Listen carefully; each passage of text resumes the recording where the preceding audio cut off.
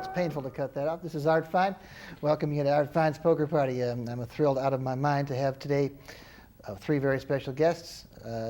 Rosie Flores, Wanda Jackson, Skip Heller. Right now we're going to hear a song, new style, from this gang. Take it away. Rock you baby all night long. Rock you baby all night long. Rock you baby all night long. Baby all night long. Take me in your arms and whisper low then. Rock you baby and don't be slow. Birdies was made to sit in a tree, but you were made to dance with me. Here's your chance now, don't go wrong. Gotta rock you baby all night long. Rock you baby all night long. Rock you baby all night long. Rock you baby all night long. Take me in your arms and whisper low then. Rock you baby and don't be slow. Yeah, let's hear some good guitar.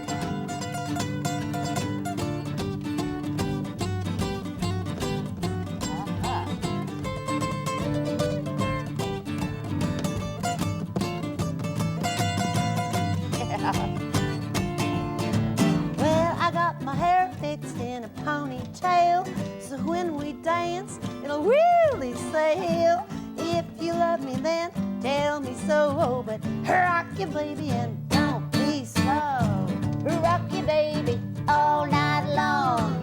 Rock you baby all night long. Rock you baby all night long. Rock you baby all night long. Take me in your arms and whisper low then. Rock you baby and don't be slow. Right. Wanda Jackson. Wanda Jackson, Rosie Flores, Skip Heller. Wow, you know, I've been doing this show for quite a few years, and it's been my goal to get Miss Jackson on the show, as well as Mr. Heller and Miss Flores. But I've had both of them on the show before, and this is quite a thrill. As a longtime rock and roll fan that I am, Wanda Jackson's records, starting in the '50s, have been quite a bit of inspiration to everybody in the field, and it's just a dynamite honor to have her here. She played last night at the Elvis show at House of Blues and tore the place apart, and it was really great. And it was the second time you've been there, and I want to thank you for coming there and thank you for coming here today. Sure. So welcome to the show. Pleasure. I don't know how much intro we need. Rosie Flores has been playing here and internationally for years, and she's the greatest. Looks better every year. The Warner album has been re-released on Rounder, which is my new label that I've just signed with. Cool. Got 3 records coming out. The first one is going to be recorded live in San Antonio in a few weeks. San Antonio is more or less your hometown? Yeah, where I was born, and got a great Austin, Texas band that I've put together for the show, which includes Cindy Cash Dollar and Kevin Smith and Donna Lindley and Sarah Brown. Wow, terrific. And Justin Reinhardt from LA, let's not forget him. I have an album out on Rounder. Is that right? Uh-huh. Let's plug our records now. Plug your records. I've got one coming out on Rounder in February. Do you really? We'll get to you in a minute. Let's get to these people here We'll first send this off. tape to Rounder. Wanda, They'll love us. Wanda, when was this one recorded that you have right here? That was recorded a couple of years ago in Denmark. Mm-hmm. And it's part of your European thing that you've got going. It's a real big thing. It's really your career right now. It's a revival of a career, yeah, a whole era. It's really neat. And how long? It's the late '90s right now. I mean, when I was interested in what I saw as the rockabilly revival in the late '70s, you weren't playing that scene, were you? No, I wasn't. I was in more gospel and little country and stuff. So when did you get the word to get over there? Well, they invited me to come over and record in So- 1984 and do a tour, and it was so successful. We went back. I've been going every year for 14 years now. This year I went 5 times back and forth. 10 jet lags. Oh. See, if I look a little tired, that's what it is. You don't. You look No, you look beautiful. fine. Well, there's certainly a scarcity of great female rockers from the '50s, and I can see them wanting you because you're so great. I mean, the records that we all know. Here's a compilation of a lot of those '50s records on Bear Family Records out of Germany. That's really everything I recorded from, even on Decca. Oh, it's on there too? 1954 to 1970, to 64. How many CDs are in here? 4. 4, and then they've just released my second one, and it has 8 CDs, and it is everything from 64 to 74. Wow. I did a lot of recording. Yeah, well, you did have a pop hit with Right or Wrong. It kind of fell into all of the All the categories. yeah. And we all love a lot of those 50 songs, like I Gotta Know, and which was on the beginning at the Tex Ritter Ranch Party. We showed a little clip from there. Fujiyama Mama is the thing that's kind of dynamically associated with you, along with Let's Have a Party. Yeah. And let me back into the Elvis story by talking about Fujiyama. First of all, that it's stuck in people's minds over the years so much, and it wasn't much of a hit at the time, right? No, not in America. It was did number actually? 1 in Japan. Is that for, right? 3 months, I think. And that was like in '59 or so? Yes. Uh-huh. And then your cover of Elvis's Let's Have a Party from Loving You was a couple of years after the movie, really, wasn't it? Yeah, it was a couple of years after I recorded it that it became a hit. It kind of backed into the charts. Great. And that Let's Have a Party is such a great rockin' tune. And we're not going to do it right now. You have to go out and get the record. And before I go on, I want to say hello to Skip Heller, who I didn't introduce. And The hell with me. Wanda Jackson's here. That's fine. let's just mention that you do have a rounder album coming out called St. Christopher's Arms. Many fine players. I stole Rosie's bass player for a few sessions. Yeah. Hank Van Sickle. And you had a couple other albums out in the previous year. Yeah. The story was I got dropped from Twin Tone. One elevator ride later, my A&R man had me at another label. Same building, huh? Same building, yeah. That's great. Short elevator ride. That's neat. That's great. Well, Long enough. Well, I mentioned backing into an Elvis story. I mean, that's certainly not your claim to fame. Your claim to fame is that you're so great. But you were on the same circuit with Elvis in '56 or so. 55, 56. Would that be part the of 57. Louisiana Hayride or just No, touring America? it was just the concert tours that Mm-hmm. I did with him. And, you know, I have no explanation for this, but for some reason his fans accepted me in an opening spot where he had trouble with a lot of people couldn't. I see. Because if it was another guy, probably, they'd boo, you know, they wanted Elvis. And all the way through their shows, we want Elvis. And I don't know, I just went out there with my guitar and talked to him, and, you know, and about Elvis, and I sang, and And, They loved her. they allowed me to stay on the stage at least. and you want to tell us about that ring you got on the chain on your neck? Well, I thought I'd bring it. I wore it, no, I had it last night with me. In 1955, he gave me this. It's his ring, but to wear, and it's so big I had to put it on a chain. But that's the way we wore them in '55. If you went steady with the boy, then Oh, wear my ring. around your your neck. neck. I think the song came a little later, but that's really what we did, and so I've kept that for, Now, this is the Sun Records period for him, right? yes. And did it go? It went into '56. Did you? You didn't play the Shrine here, did you? I know he played here with Ferlin Husky in like March '56, before the big shows of the Pan Pacific. But that probably was past. That was RCA, so probably you weren't with him by then. 56? Yeah. Oh, I'm saying '57.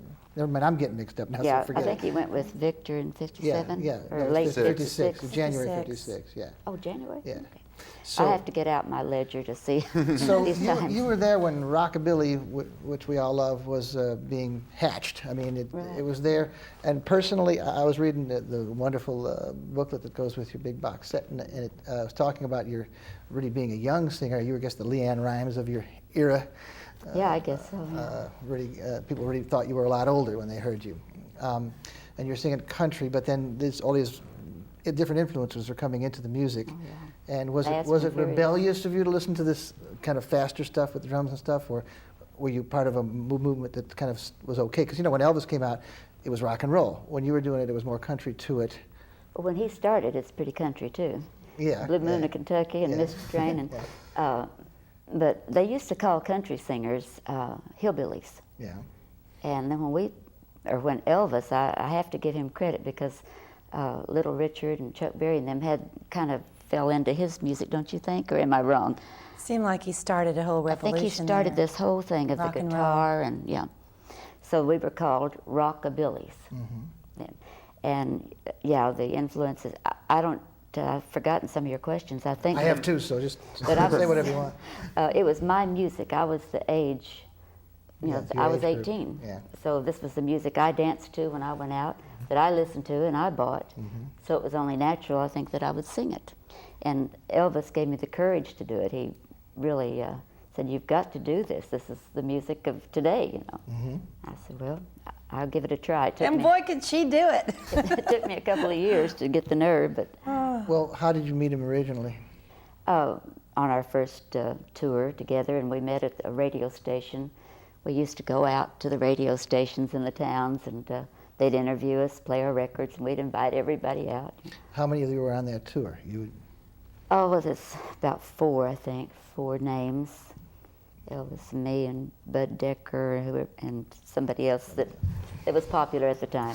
Speaking of names, Skip was looking over the session sheets from a lot of the Capitol sessions and talking about the expanse of LA players that were on there. Just about everybody. Not just LA players, that hot shot from Washington, D.C., Roy Clark. Well, I always loved recording on the West Coast. I really did. And so a lot of my music has been recorded out here.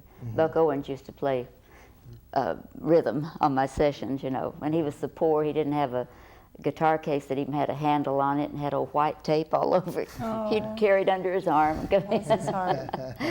Well, that's we didn't mention that you're from Oklahoma. I'm from Oklahoma, so I could go either way. See, I was right in the middle. Those Okie. But I lived in California. Yeah, see? you did. It kind of parallels the Collins kids' experience somewhat. They're from Oklahoma, aren't they? Somewhere like I that. think so.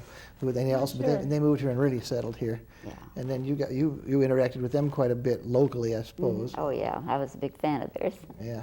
And then you and Lori Collins would have been it's almost like, you know, a summit meeting to have you two together, because the two of the most powerful singers of the era just happen to be in the I'm same. telling you, just the ladies' room at Town Hall party must have been frightening. Oh, that's cute. Great. But I would have given to be there. Yeah, no kidding. Yeah, and Roy Clark, you mentioned. Yeah. He fronted my band, the Party Timers, when I went to the Golden Nugget. I'd been out the Showboat and used to pick We're up. talking about Las Vegas now. Oh, in Las Vegas. Yeah, yeah. But I just wanted to say that he had mentioned Roy Clark.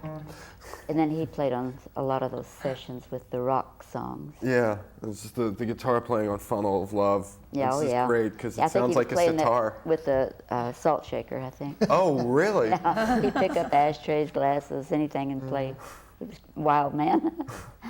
Yeah, I heard too. He was quite handy with his dukes back then too. I imagine he was. I never did see that side of him, but Link Ray told me that. So in that era, like say 55 to 60, the birth of rock and roll period, you were kind of in both camps, but probably more country as far as your market goes. And then in the 60s, wouldn't you say you more or less concentrated on country? And Right or Wrong, this wonderful song that you wrote, when was that a hit? It was about 61 or 62? 61, I think. Yeah. And that was a terrific thing, and that was Capitol, right? Yeah, it must have. I stayed with Capitol until '73, and even then I asked for a release from them because there was just some problems. The place had changed. Everything had changed a lot. Hell, Art Fein was working at Capitol Yeah, in maybe- '73. Were you? Maybe that's why she left. But, yeah, that's right. They were a wonderful company the years that I was with them.